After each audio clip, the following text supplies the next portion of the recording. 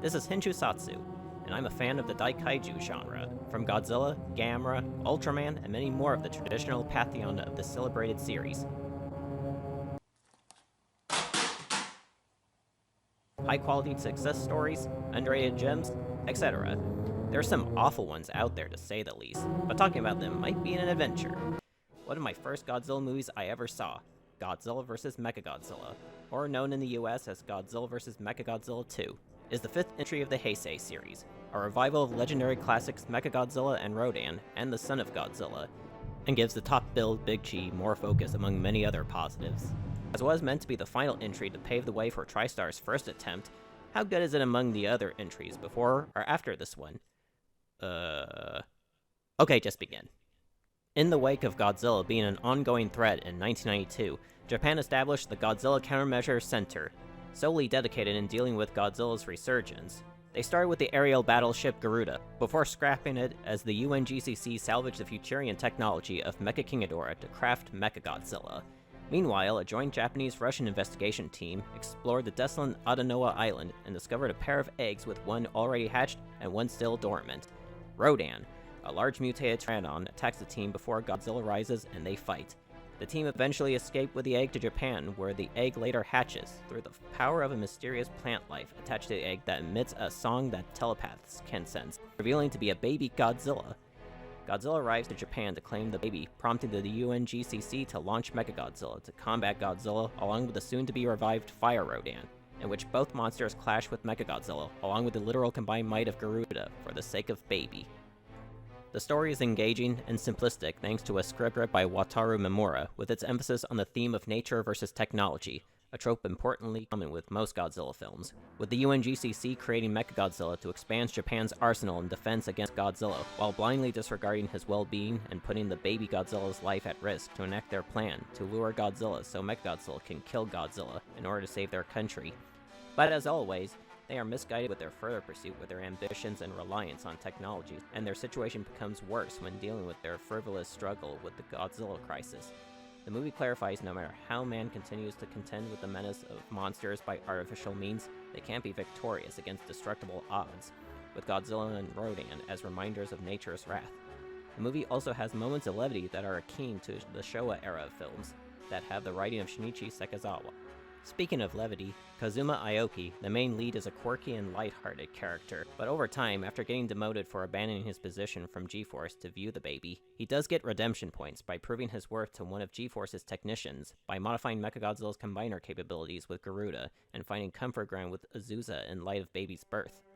Azusa Gojo is just both the assistant of Professor Omai and the obligatory love interest to Kazuma, and nothing else. She becomes a better character by the time baby hatches, and their mother and son bond is really touching and sweet, even speaking up to the head of the UNGCC on behalf of baby's well-being upon hearing the news of baby used as bait for their anti-Godzilla plan.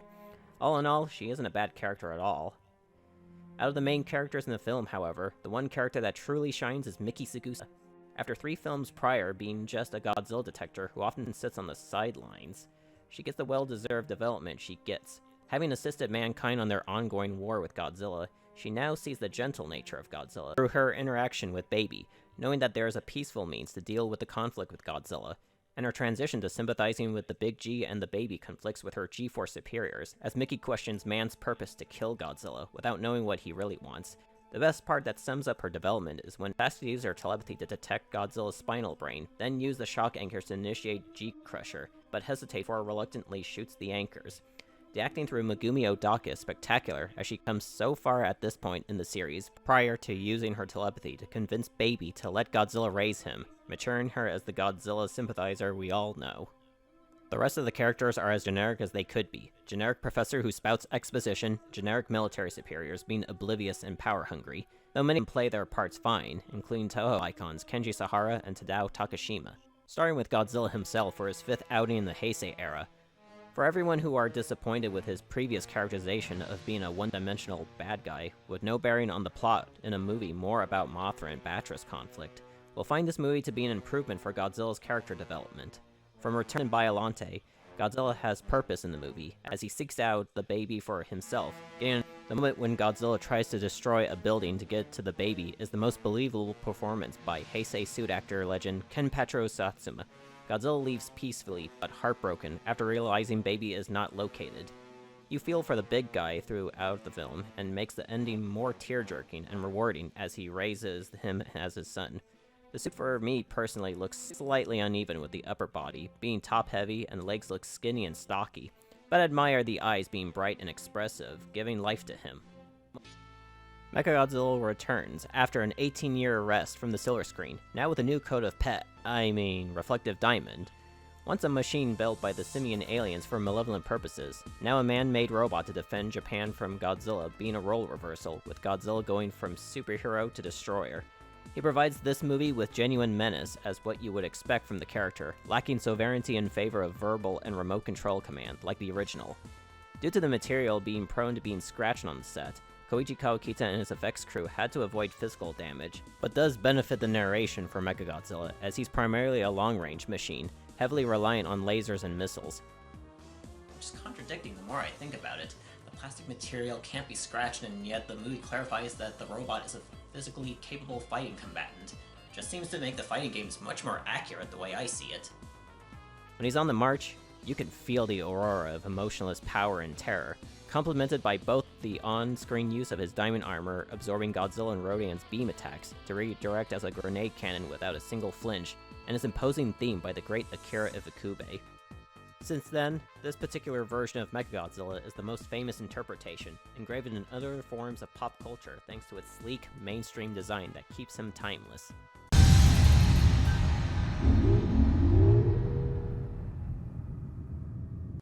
Bitching. 5 years from the silver screen comes the return of Rodan. I love the decision they made to redesign his appearance.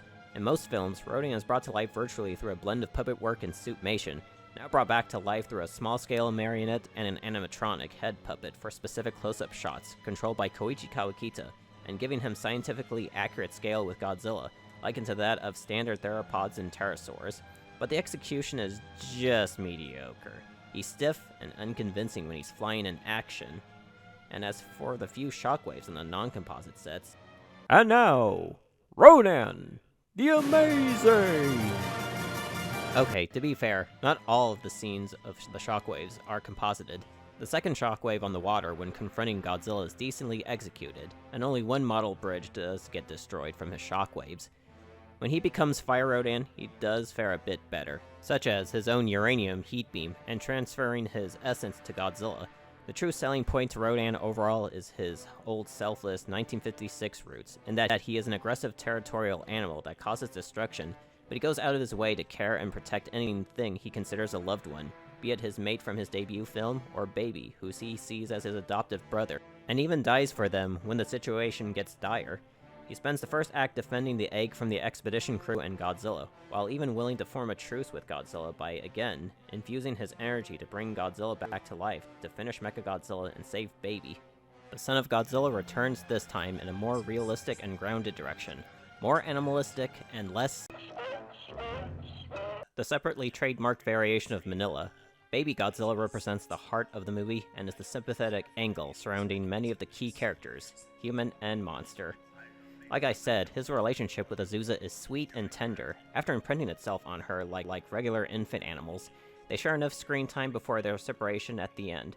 There's also a deleted scene where Aoki, Azusa, and Mickey enter Baby's cage to observe him closely, only for the infant to aggressively lash out at the trio, particularly Mickey, as Baby instinctively senses the worst in Mickey, prompting her to use her telepathy to calm the baby and earn its trust.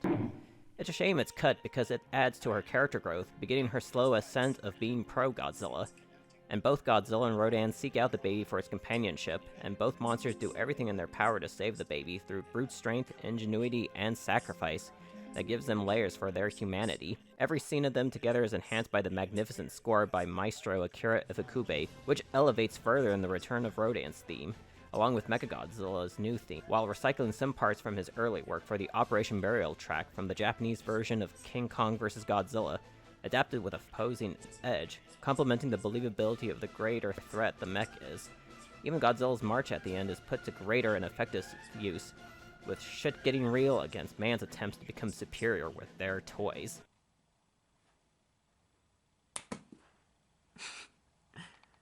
So far, the retreads on nostalgia for music, the two standouts are the Psychic Choir and G-Force March, one being eerie and heartfelt, and the other big and triumphant, with a feeling of sense and wonder, sprinkled in the military's efforts in combating the many kaiju threats.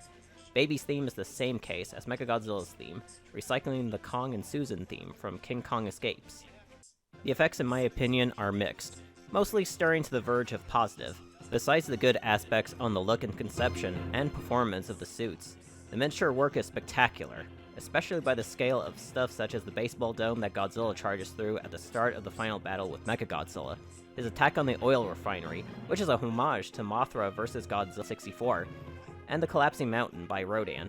For Garuda, 3 props were created in 1-to-1 scale, with one for with its blaster cannons extended in the hangar bay or in flight, the second for when the cannons fold down to attach to the MG suit, as well as a third prop already attached to the MechaGodzilla suit.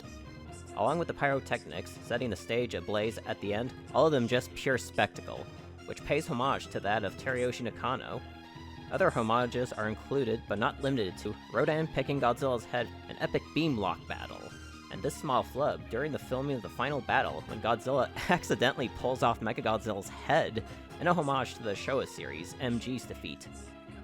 All in all, Godzilla vs. MechaGodzilla 2 is a solid, emotional, and exciting film that relishes on the themes that a good Godzilla film excels at, while giving us entertaining human characters, incredible action sequences, and monsters with personality and heart, but it's far from perfect. But with that said, not even my gripes with most of the composite effects aren't enough to hinder my viewing experiences. Being that it was meant to be the last film of the Heisei series, they gave it their all, with the intensity of the spectacle of the climax, like a final fanfare in an orchestra, and Godzilla's closure for seeking companionship and ending his war with humanity. Little did we know. This film leaves a very good and uplifting feeling in you, and the choir in the end credits tearfully resonates with you. Very good movie.